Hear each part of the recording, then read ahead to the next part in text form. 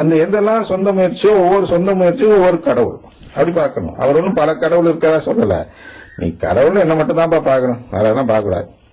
அப்போ நான் என்ன சொன்னேன்னா நீ அதான் கேட்கணும், அதான் அதோட அர்த்தம்.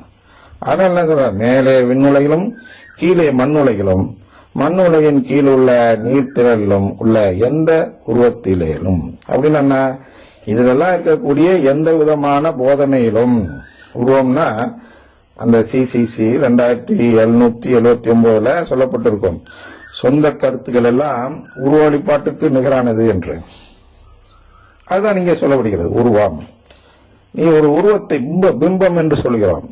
மோடி அப்படிப்பட்டவர் இப்படிப்பட்டவர், ஆஹா இந்தியாவே கொண்டு போய் அமெரிக்காவோட வல்லரசா பெரிய நாடா மாற்ற போறார் என்றெல்லாம் நம்பி இருந்தோம் அல்லவா, அதுதான் அவரை பற்றிய பிம்பம்.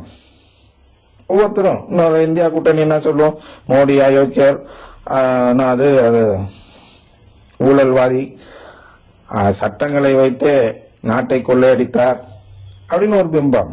இன்னொரு பிம்பம் என்ன, அதானி என்பவர் மோடியின் பினாமி, ஆனால் தனக்கு சொத்து சேர்ப்பதையெல்லாம் கொண்டு போய் அதானி பேர்ல வைத்திருக்கிறார் மோடி அப்படின்னு இன்னொரு பிம்பம்.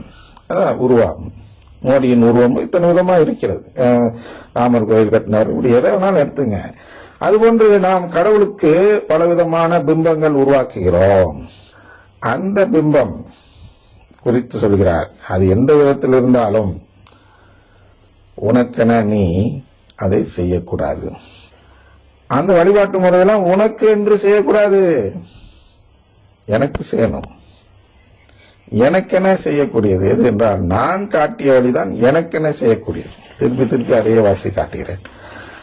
கடவுள் மனிதர்களை தமக்கு ஏற்புள்ளாக்கும் முறை, அந்த முறைதான் கடவுளுக்கு ஏற்புடையது. கடவுளுக்கு என்ன செய்யப்படும் ஒரு நம்பிக்கை. சிலையெல்லாம் இங்க நம்பிக்கை நம்பிக்கை என்று பார்க்க வேணும். தெய்வங்கள் மத நம்பிக்கை, அது எனக்கென இருந்தால் அது கடவுளுக்கு ஏற்புடையது அல்ல. கடவுளுக்கென ஒரு மத நம்பிக்கை இருந்தால் அது கடவுளுக்கு ஏற்புடையது.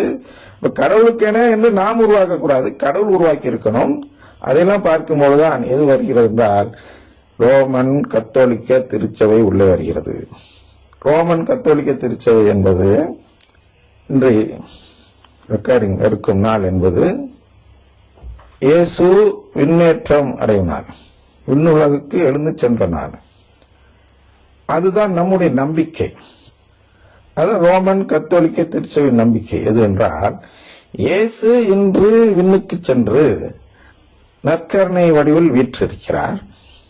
ஏன் என்றால் தன்னுடைய குடும்பத்தை உருவாக்க நற்கருணை என்ற ஒரு அப்ப வடிவில் தன்னை மாற்றிக்கொண்டு அதை தன்னை புசிப்பவர்கள் அனைவருக்கும் உடன்படிக்கை செய்து அவர்களுக்கு அந்த உறவை கொடுக்க தன்னையே மாற்றி தீர்ப்பு நாள் வரை காத்திருக்கிறார் என்பதுதான் கத்தோலிக்கர்களின் நம்பிக்கை. இந்த நம்பிக்கை தான் கடவுளுக்கென நாம் வைத்திருக்கும் நம்பிக்கை. ஏன்னா இவர் என்ன சாப்பிட்றாரு, நற்கருணை சாப்பிட்றேன், என்னை கொண்டு போய் கடவுள் குடும்பத்தை சேர்க்கிறாரு, அது எனக்கு ஒன்றும் பணம் கொடுக்காதே, எனக்கு என்ன அதில் ஆதாயம் இருக்கு அப்படின்னு பார்த்தா எனக்கு ஒன்றும் இல்லை, கடவுளுக்கு தான் இருக்கு. அதனால அது சொல்றார், உனக்கென நீ சிலையை செய்யாது, நீ உனக்கென ஒரு வழிபாட்டு முறையை செய்து கொள்ளாதே, எனக்கென நீ செய்ய வேண்டும் என்றால் நான் உருவாக்கியது என்றால் நற்கருணை வழிபாடு.